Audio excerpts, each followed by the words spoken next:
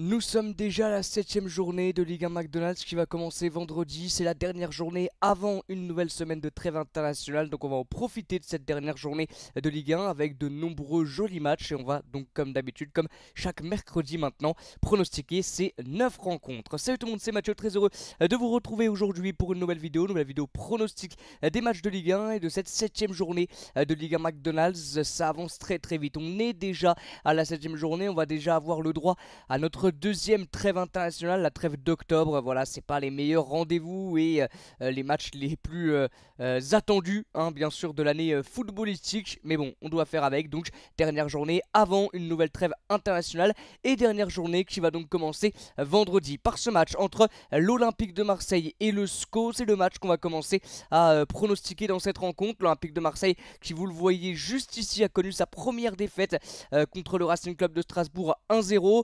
Et le SCO, bon bah ils n'ont toujours pas connu la moindre victoire. 2 petits points pour les Angevins qui viennent de perdre 3-1 face au Stade de Reims à domicile du côté de Raymond Kopa. Là ça va être un match qui va se dérouler au Vélodrome, à l'Orange Vélodrome. L'Olympique de Marseille va retrouver l'antre de l'Orange Vélodrome. Certes, il y a eu un match compliqué pour les Marseillais face à cette formation de Strasbourg. On va y revenir quand on parlera du match du Racing Club de Strasbourg, mais ils leur ont posé énormément de problèmes et l'OM n'a jamais réussi à trouver la solution.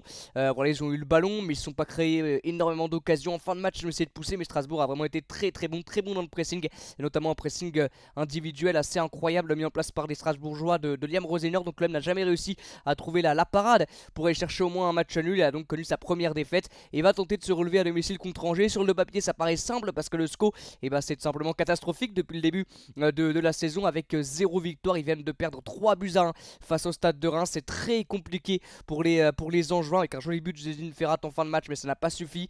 Angers, c'est vraiment très compliqué. Ils ont plus une équipe de Ligue 2 que de Ligue 1, alors qu'il y a des joueurs quand même intéressants individuellement. Il n'y avait pas Bamba Dieng sur ce match, mais Imad Abdelli est très bon. C'est vraiment un bon joueur de ballon. Zedine Ferrat aussi, l'ancien Nîmois, on connaît très bien, très bon techniquement. Heureusement aussi que Fofana est présent parce qu'il sort de sacrées parades. Après, quand on regarde l'effectif, c'est plus niveau Ligue 2 peut-être côté Angevin, et ça se voit sur ce début de saison très compliqué pour le SCO. Et comment vous dire que ça me paraît compliqué de voir le SCO aller chercher sa première victoire euh, à, à, à Marseille. Ça me paraît quand même très compliqué avec un Bamba Dieng qui ne devrait pas être présent non plus sur ce match là. On annonce un retour mi-octobre pour lui. Pas de Jacques Commier non plus, l'ancien joueur de Bordeaux. Pas de Kalumba, pas de Sidiki Chérif, jeune joueur aussi qui a fait un bon tout début de saison.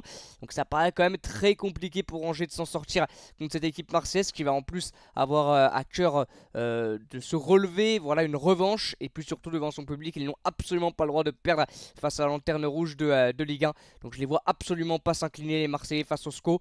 Et donc je vois bien une victoire, allez, 3-0 de l'Olympique de Marseille. On continue les amis avec le deuxième match de cette 7ème journée. Ce sera la rencontre entre l'AS Saint-Etienne et l'AJ Auxerre, les Stéphanois qui devaient absolument se relever face à la formation de Nantes. Et ça a été chose faite pour les joueurs de la SSE avec ce match nul 2-2 alors qu'ils s'étaient menés 2-0 à la 49e minute de jeu. Ils ont réussi grâce à un doublé de Sissoko à revenir un petit peu dans le match. Il fallait se relever après cette énorme défaite 8-0 contre l'OGC Nice, avec un plutôt bon Davidachvili sur le côté droit, très irrégulier, hein. Davidachvili, c'est le problème. Quelques changements côté Olivier Dalloglio, pas de Younous Abdelhamid par exemple, pas de Cafaro non plus. Il y a eu un petit peu de changement, mais voilà, l'AS Saint-Etienne a montré qu'ils ont réussi à se relever, on va dire, hein. C'était très important cette rencontre là contre Nantes, surtout quand à la 49e minute de jeu tu perds déjà 2-0. Ils ont réussi à se relever, à faire une bonne deuxième mi-temps, à bon Sissoko. Donc voilà, Saint-Etienne s'est relevé. Et face à eux, donc, il y aura l'AJ Auxerre. C'est un choc, bien sûr, d'anciens pensionnaires de Ligue 2. Ils étaient en Ligue 2 l'année dernière. Et l'AJ Auxerre qui, eux, ont été chercher une très jolie victoire contre le Stade Brestois. 3-0, très belle victoire des Auxerrois face à un Brest qui avait peut-être déjà en tête le match face à Salzbourg, qui va se jouer dans quelques heures à l'heure où je m'enregistre. Donc voilà, c'est une très très belle victoire pour Auxerre. Pour la confiance, c'est parfait côté Auxerrois face à cette équipe brestoise. Très très belle victoire de la part des Auxerrois. Et donc ça va être un match assez intéressant, assure. En tout cas pour moi c'est plutôt une belle affiche ce Saint-Etienne-Auxerre. Ça va être dans une belle ambiance bien sûr du côté de Geoffroy Guichard. Deux équipes qui ont absolument le même objectif, c'est le maintien. Prendre des points là serait vraiment très important contre un concurrent direct. La Auxerre sort d'une belle victoire. Saint-Etienne, ok, d'un bon retour, mais niveau confiance c'est quand même plutôt du côté de la GIA qui, ouais, c'est assez équilibré au niveau des cotes.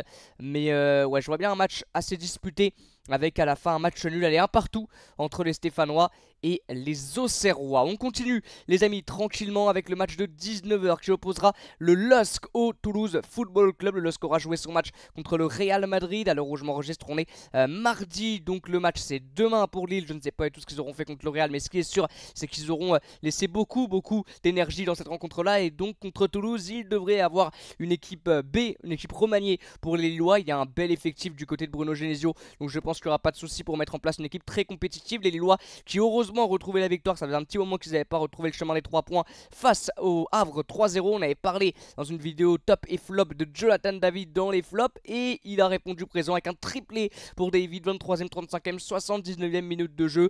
Gros match, domination des Lillois et globalement une victoire largement méritée pour le LOSC. Très grosse performance de la part des Lillois avec une équipe type. Là ça n'a pas fait tourner pour Bruno Genesio, c'est quand même un match très important. Ok, c'est un match avant le Real, mais c'est un match très important en Ligue 1 pour se relever. Donc Angel Gomez en plus a raté un penalty en fin de match. Mais je pense que contre cette équipe de Toulouse, ça devrait un petit peu tourner. Voilà, on devrait voir peut-être des jeunes joueurs. Donc je pense que ça va un petit peu tourner du côté de ce match contre Toulouse. Le TFC qui alors a perdu contre Lyon mais qui a fait plutôt un bon match, un peu un hold-up cette victoire lyonnaise à la 95e minute de jeu. Plutôt un bon match de la part des Toulousains réellement. C'était pas le plus beau match de cette 6ème journée, ça c'est sûr, mais ils ont vraiment fait une grosse performance globale des Toulousains. Malheureusement ils n'ont pas été récompensés, on voit qu'il y a beaucoup de joueurs qui ont été très bons. Yann Gbo, Siro, Caceres, Sidibé, Kamenzi ont fait un sacré match.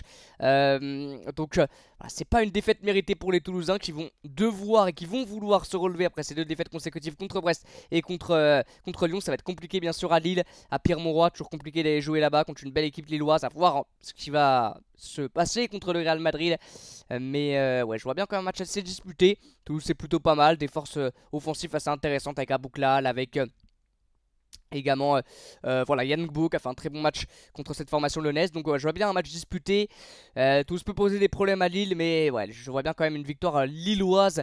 Allez, 2-1, victoire lilloise un peu à l'arraché, 2-1, mais Toulouse peut leur poser bien évidemment beaucoup de soucis. On continue avec le match du soir, énorme choc entre le Stade Rennais et l'AS Monaco. Énorme choc entre les Rennais et les Monégasques.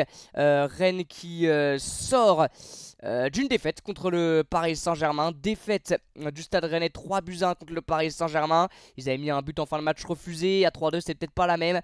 Les Rennais ont tenté mais Paris a été trop fort face à eux. Encore un bon match de Ludovic Blas qui fait plutôt un très bon début de saison. Grandbeck n'était pas titulaire mais il le sera peut-être sur ce match face à Monaco. Grandbeck il est blessé je crois. Grandbeck parce que je le vois pas, non, il est rentré, il était sur le banc, il est rentré à la 78e minute de jeu. Mais Rennes a quand même un bel effectif, une très belle équipe, ça joue pas de Coupe d'Europe donc là ce sera 100% pour ce match face à l'AS Monaco qui eux vont jouer contre le Dynamo Zagreb. Les Monégasques vont jouer contre le Dynamo Zagreb et Monaco qui sort d'une nouvelle victoire un peu à l'arraché, on va pas se mentir, un peu à l'arraché cette victoire de l'AS Monaco. 2-1 à la 80, je sais plus 18e minute non. Ouais, le but de Lamine Camara, 98e minute de jeu contre une équipe montpelliéraine un peu héroïque on va dire, qui a tout tenté pour ramener le score du match nul, un très bon, notamment dans les buts Dimitri Berthaud qui a tenté de garder ce score de 1 partout, mais Lamine Camara on a décidé autrement à la 98e minute de jeu pour les 100 ans du club.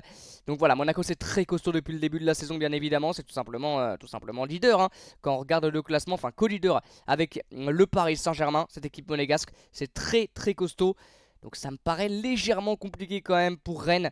Ça va être assez dur, ça va être dans une belle ambiance. Ça peut être un sacré match, ça peut être peut-être l'un des plus beaux matchs parce qu'on a quand même 2 équipes joueuses. Julien Stéphan et Rennes certes sont irréguliers depuis le début de saison, mais ça tente de mettre des choses en place et des joueurs de ballon, Grandbeck, Blas, Gouiri, Kalimundo, etc. Et côté monégasque ça joue très bien, c'est très costaud. Même quand ils doivent aller chercher une victoire à l'arraché, ils le font en tout un match contre Montpellier par exemple. Donc ça va être quand même très dur pour le Stade Rennais. Ils peuvent tenir tête bien évidemment Monaco surtout à domicile. Mais je vois bien un match ouais, très très disputé, très ouvert, avec pas mal de buts. Et à la fin, un match nul de partout entre les Rennais et les Monégasques. Les Monégasques qui vont laisser beaucoup d'énergie. Jouent mercredi contre le Dynamo Zagreb. Pareil, ce sera peut-être une équipe remaniée contre Rennes le samedi à 21h. Donc je vois bien une belle rencontre avec un score prolifique de 2 partout. On continue tranquillement avec le premier match du dimanche. Ça sera ce match en début d'après-midi, 15h, entre l'Olympique Lyonnais et le FC Nantes. L'OL qui, alors certes a gagné contre Toulouse, on a vu les stats il y a quelques instants. Ça n'a pas été le plus beau match, hein, on l'a dit, de cette sixième journée de championnat. C'était très compliqué pour les Lyonnais, on parle presque d'un hold-up. C'était très dur, des joueurs sont vraiment passés à côté, notamment Wilfried Zaha qui a été très très mauvais. Et puis Pierre Sage a pointé du doigt quelques comportements de ses joueurs. Donc voilà, faut se relever pour les Lyonnais face au FC Nantes qui fait un très bon début de saison. Les Nantais, on le voit au classement, sont 7ème. Ça a perdu qu'une seule fois pour le FC Nantes, c'était à domicile contre Reims si je dis pas de bêtises. Ils ont été chercher ce nul contre Saint-Etienne, un peu rageant parce qu'ils mènent 2-0. Et puis depuis quelques matchs maintenant, tu as un très bon Johan Le Penant, l'ancien joueur de l'Olympique Lyonnais, même peut-être prêté par l'OL. Je crois pas qu'il a été acheté, je crois qu'il a été prêté par l'Olympique Lyonnais. Johan Le Penant qui a été homme du match avec un but, une superbe passe décisive. Il a tout fait avant de faire marquer Thomas Sorba Thomas. Donc voilà, Johan Le Penant très bon au milieu de terrain. Il y a des joueurs intéressants. Moi, Simon aussi fait un début de saison de canon, vraiment. Donc ouais, l'Olympique Lyonnais va devoir faire un gros match.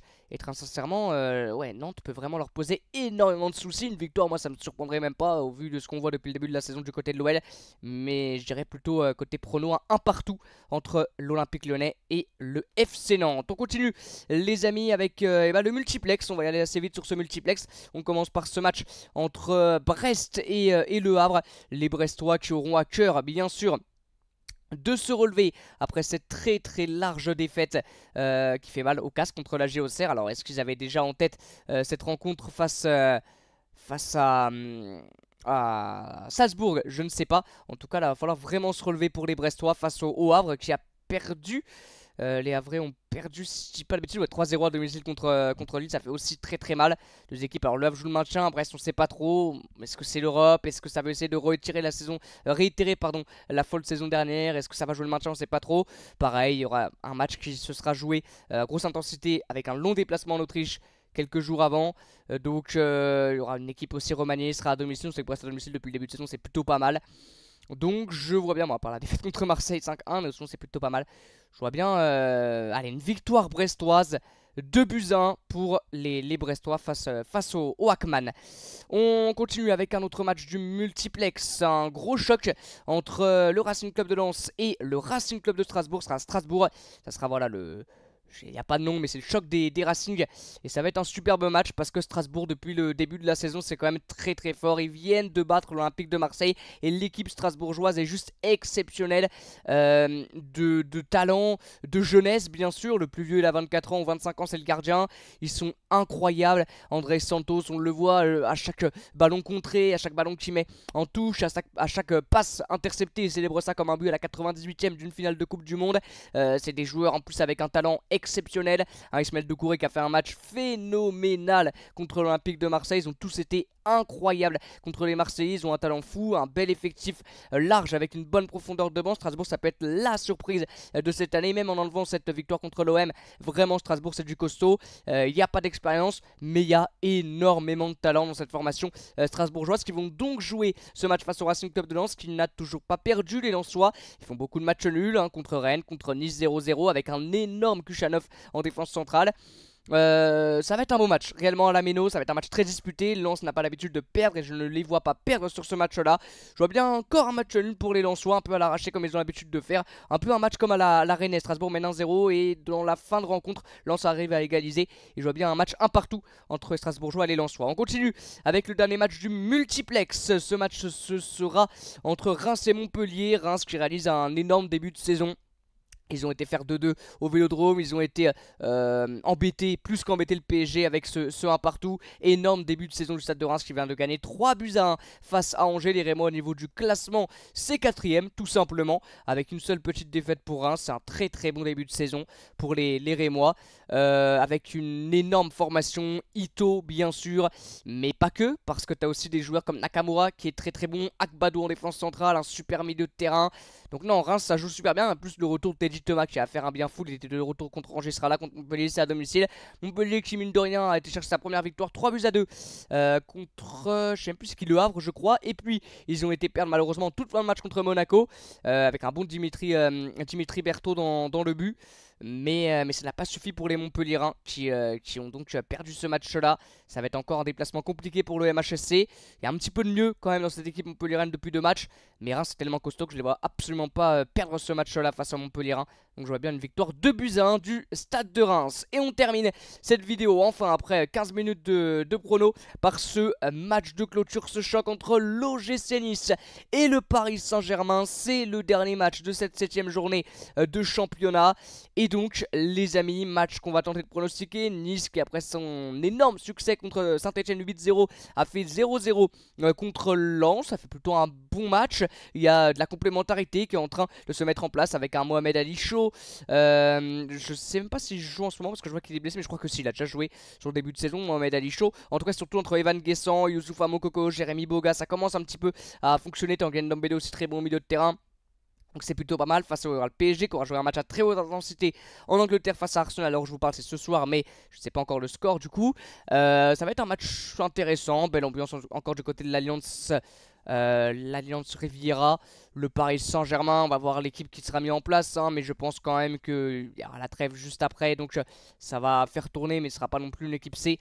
Donc ouais, Nice peut les embêter, mais je vois quand même bien à la fin une nouvelle victoire du Paris Saint-Germain. Allez, 2-1, genre Nice ouvre le score et puis le PSG derrière qui met son jeu en place, à voir si Ousmane Dembélé qui est écarté pour le match contre Arsenal, à voir s'il sera présent.